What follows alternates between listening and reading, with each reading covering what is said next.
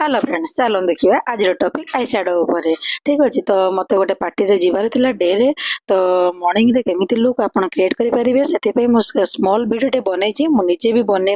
Ready हे कि जाउछि सेति पई मु तरतर हे कि भी आपण मन सहित गोटे छोटा वीडियो टे बनेछि आपण मन को हेल्पफुल हबो केमिति आपण इजीली ताकू क्रिएट करि परिबे ठीक अछि। तो जे इटा हला फॉरएवर 52 रो eye shadow palette and brush धरिछि मु बेली रो ठीक अच्छे बेली रो 111 राउंड ब्रश फ्लफी ब्रश।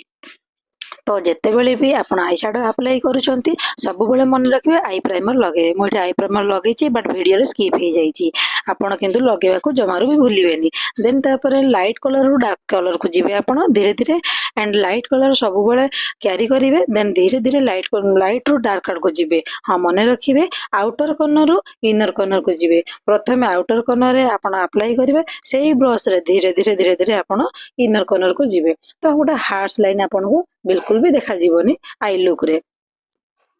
आपण जेकोसी कलर भी ड्रेस पिंथिबे किबा साड़ी पिंथिबे चेष्टा करिवे तार लाइट कलर आपण आई लुक देबा पई ताहले आपण आईटा बहुत सुंदर देखा जीवो जेमिति कि मु एठी आपण मन को मो ड्रेस पिंची व्हाइट एंड ब्लैक रो बट मोर साड़ी थिला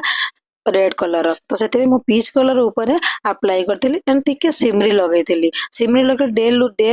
डे पार्टी लुक बहुत सुंदर भी लागिवो त आपण देखि परते मु ट्राई करूथिली केमती लागुची बट बहुत सुंदर लागिला। देन चलंतु एही थिला आज आई शैडो ऊपर पुनी पार्ट 3 रे देखैबी आपण को आई लाइनर एंड काजल केमिति स्टे करिवे ठीक अछि बाय बाय।